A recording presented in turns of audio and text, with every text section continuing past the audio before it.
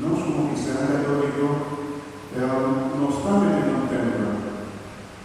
Y Jesús habla de defender el lugar y el templo como un lugar sagrado para oración. Cada mitad hace una Jesús feliz y cada mitad de un lugar hace oración. Jesús está pidiendo respeto al lugar santo. Jesús también nos mantiene a nos congregar como comunidad a paz y oración, la vida en casa de Dios. Tal vez se hermanos, finalmente a nosotros que viven en un diferente, el pueblo de Dios, muy cerca.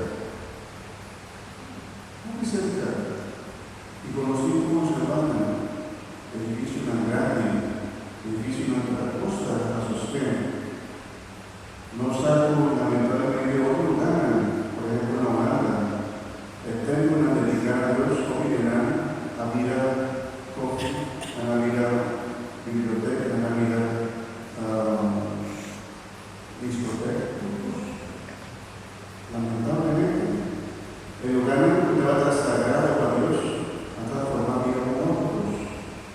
Pero sí que está pasando sobre la cosa también una comunidad que puede sostener. No puedo sostener un parroquia.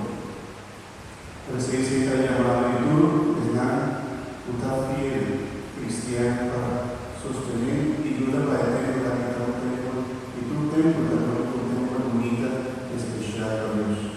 Es donde hoy, pueblo, carrón y parroquia de cuartil, por ningún lugar, caminan por mí, tengo un encuentro con Cristo.